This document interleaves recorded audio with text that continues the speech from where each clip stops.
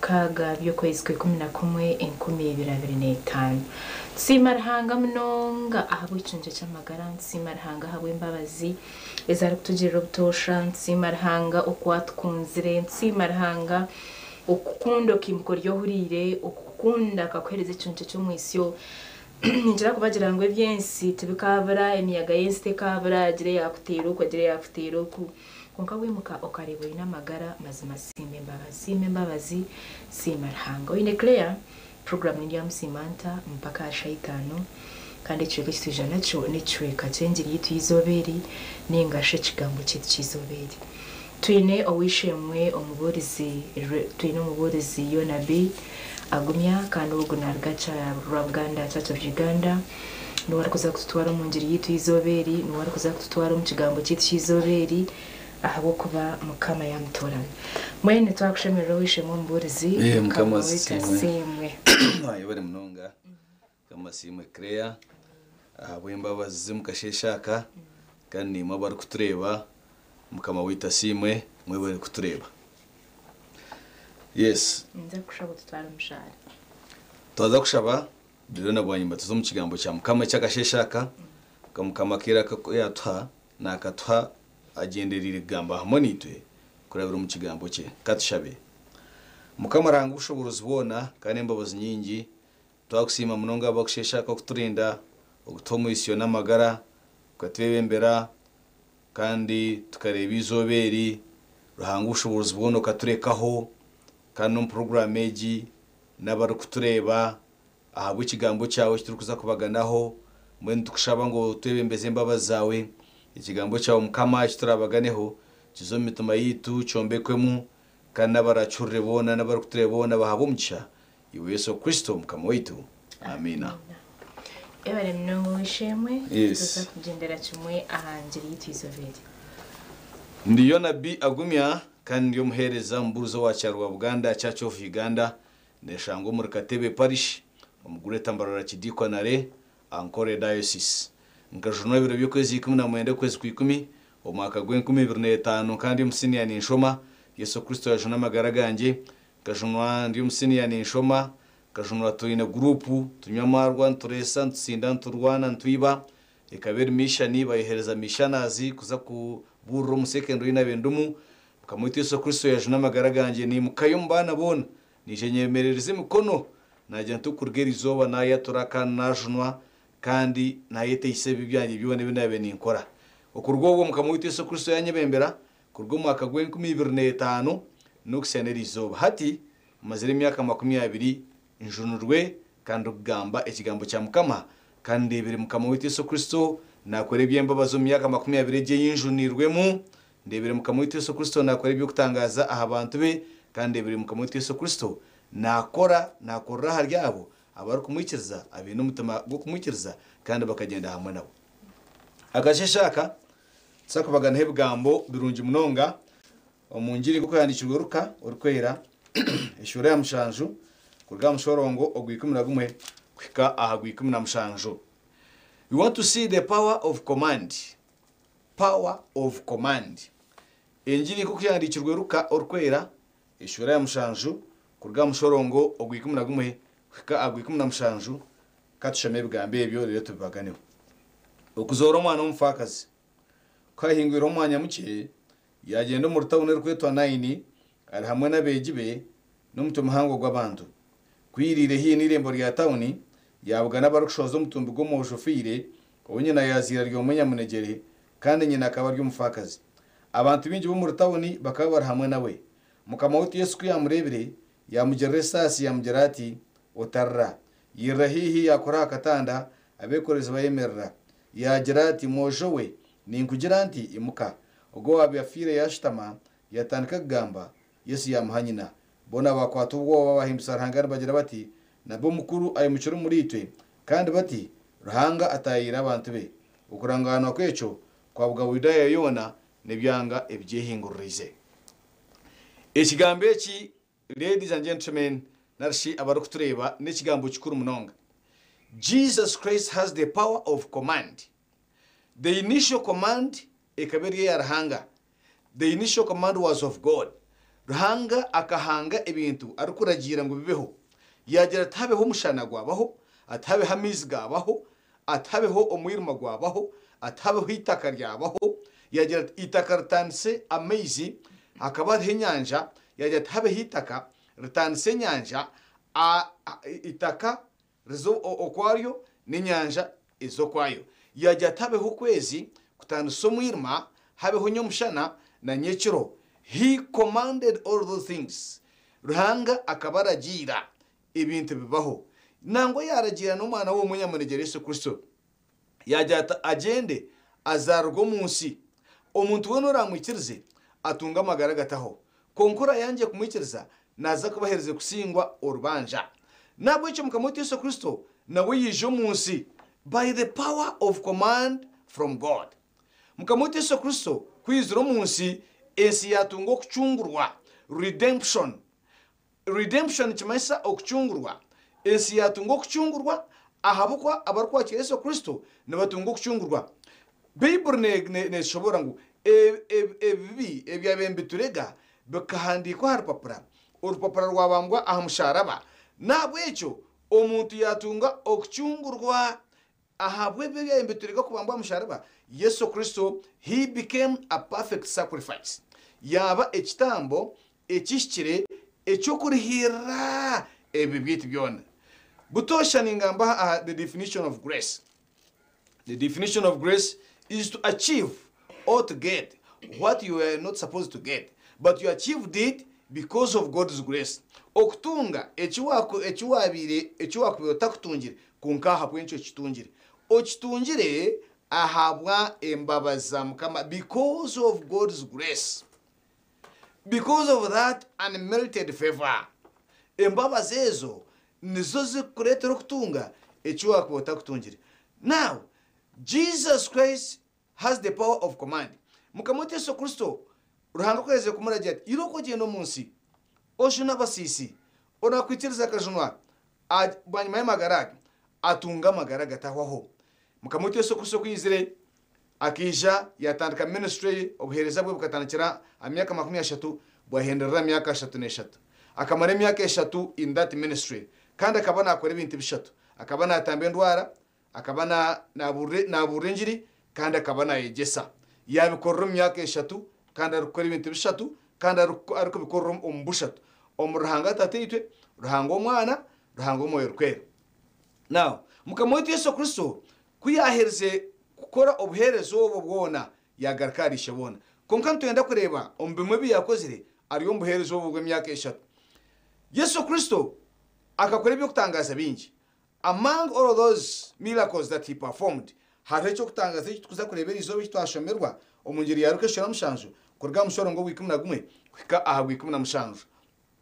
Yesu Kristo akabarire overnight wazo mshure ya mkaga chapter 6 verse 12 najang omberebyo yatembo mbibungu kushaba yasesize ekiro na shaba yasesize ekiro na shaba hanga kubwa sesire yatorana entumwa yatorana bejibe 12 ninyenda kuba mayisaba kutureba ngo there is power in overnight.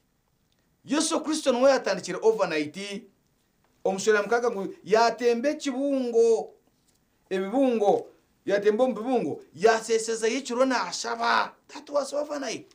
The whole night yaseseza ekiro na shaba kuyarjuro mukushaba amana ganda gukora ibyo kutangaza omoyo rukwera akargaya inomoyo rukwera wamani gukora n'ibyo kutangaza hatebere beyond ebyo kuzora n'abafire ahabo kuba tureba Yesu nakizo omuhuku w'omukuru w'abasirikare konka okweyongera hari ebyo ahereze kuseseza ekiro na shaba hati yabgana abarokushozo mutumbigo mu jofiri ounyana yabirazo azira ariyomo weka nyinobwe kabaryo obufakazi atashiniba ibakaba yafire atachiroho kando ayino mwana we uwo mwojo abarukutureba ni manyangu numukimanya muntu yaba ino mwana we haza wo mwojo kandi mazima ryomwe deraka akafa abantu babona bebaje akazaro musika okusikire ekaye deba nisheta chiroho mbwino gumwana arakora nebishata arakozire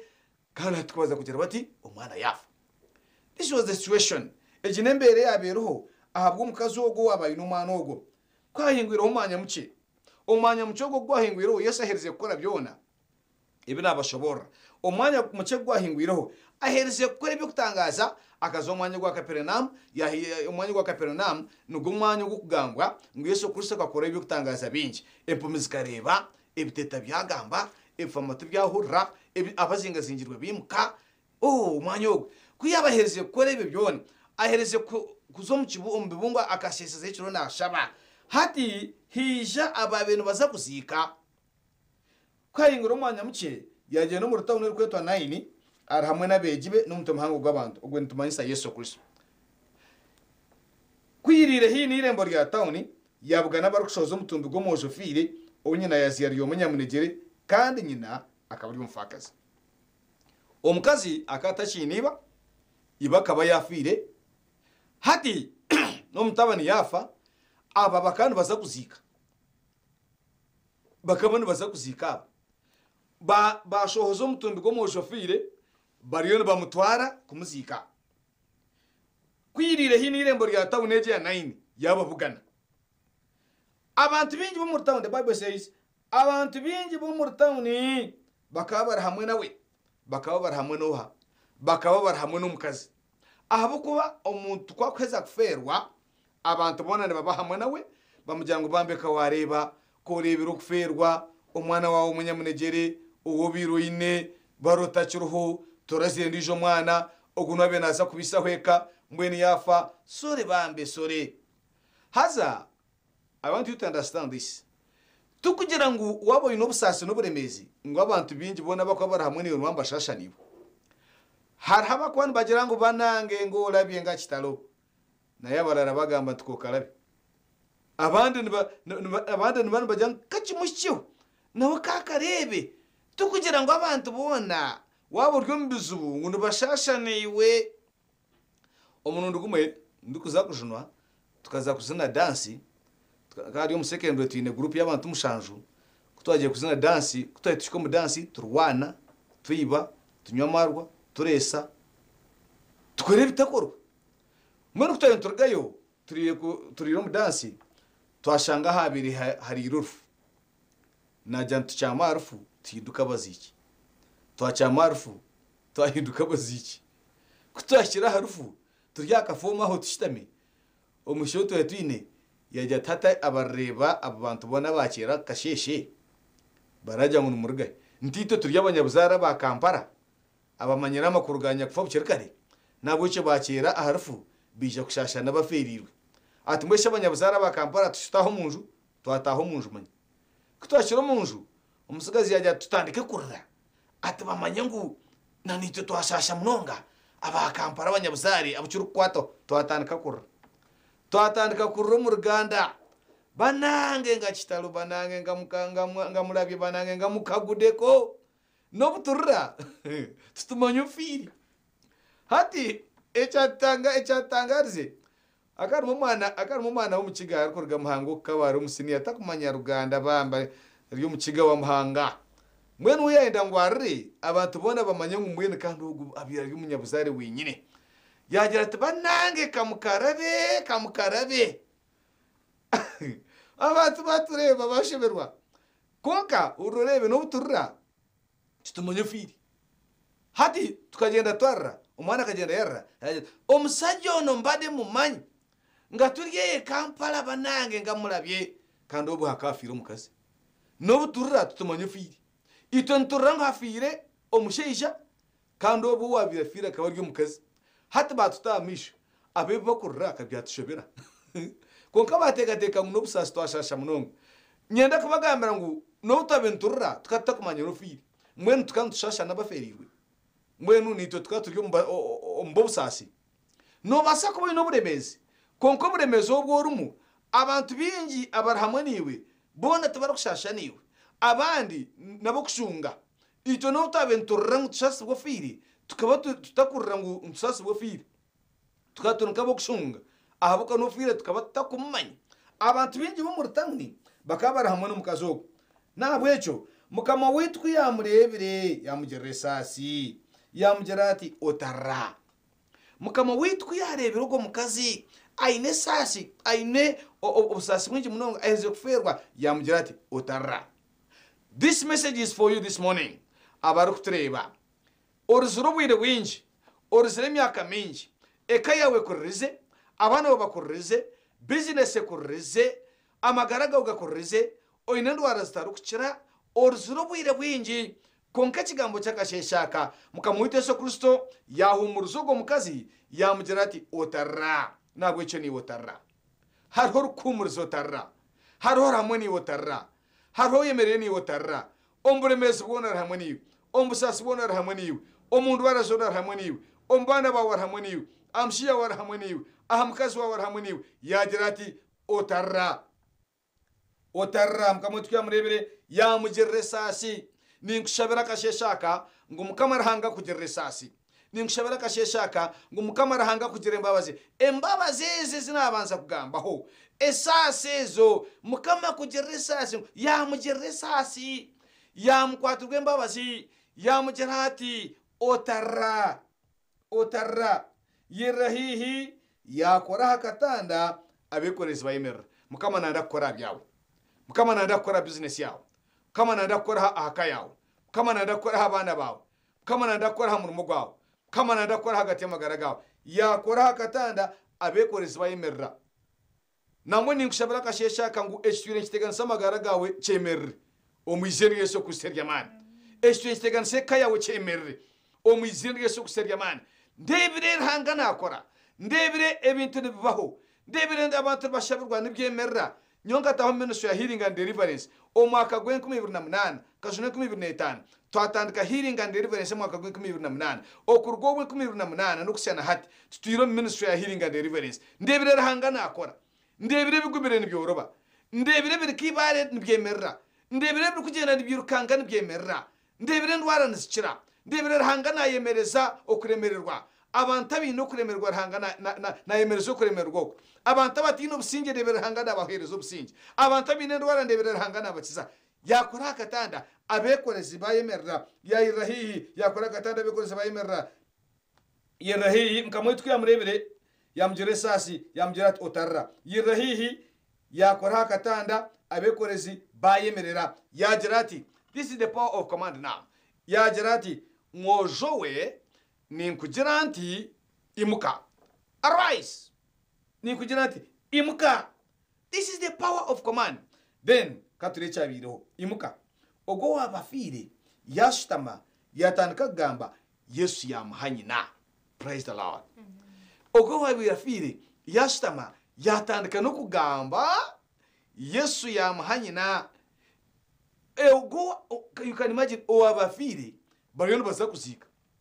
Hati yimuka yatandika no kugamba Yesu yamuhanyina. Jesus Christ has the power of command. Jesus Christ has the power of command in every affliction of every devil. Jesus Christ has the power of stumbling every affliction of the devil because he has the power of command. If you can remember, in Mark chapter 4 verse 35, there was a storm on the lake. And Jesus Christ, the Bible says, Jesus Christ rebuked the wind and the storm. And there was a total calm. Ngwa ahanyanja, yesa inebe ejibe, baryo mbwato nbambuka seri. Hiji hunga, hijo muyaga, gwatero bwato, angu amezi, gaishesho mbwato, bwaba hihi kwijura. Abeji bataka, mwejesa torukufaho, toaza kufa, torukutaho mtama. Then the Bible says, they awoke him, and he rebuked the wind and the storm, and there was a total calm on the lake. Nguyaka buchiri hunga n'inyanja, yajat leka. Churera. Habaho buchurezi bwinji. Jesus Christ has the power of command. Yesu Kristo yabuganwa Batimayo aryempumi. Batimayo akaba aryempumi atari kureba. Konka Batimayo akaba nahurra. Konka kuyahurira ngo Yesu nahingura. Bible netugambira ngo yagenda niruka omungiri yamakashuri 10:46. Ngo yagenda niruka yajya mwana wa Dawudi onjere mbabazi kuyamushye yajati noyenda ngukoreki.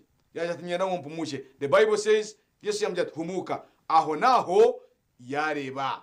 Okuma kwargaho. He rebuked that blindness. Okuma kwargaho. Yesu Kristo yabwanwa omushaija roho ba diamond bingi. yaragira abadayimoni bamurgamo bazo mu mpunu za hwero munyanza. The power of command. Yesu Kristo akaragira icyejiso cyo mukazi arwe icyejiso kumara imyaka 12 kunkara kujya tuno muri kwatam kugira rwo cyoro cya Yesu ndyakira. The Bible says kuyakwasara tam kugira rwo cyoro cye aho naho icyejiso cye cyayoma yaragira icyejiso cyo cyayoma. Omungira Yohana shura omungira Yohana eshura 11 Yesu Kristo yabugana omusigazi owabire nawe ngo akazarwa ryempumi kuyazirwa ryempumi omusigazi ogo yagenda yabugana Yesu yatobitaka yarumusigo mmesho yamuragira. He commanded him yamuragira gendo nawo mukiyanza Sorowamu amakuru gacho ngo tumirwe. The Bible says yagenda yanaba yagarukana hweza. I want to end from here. Nyenda kwendera no kubagambira ngo Jesus Christ has the power of command. He has the power to take the battle to the devil's territory. Mbele nishoma katabo, taking the battle to the devil's territory. Jesus Christ has the power to take the battle to the devil's territory.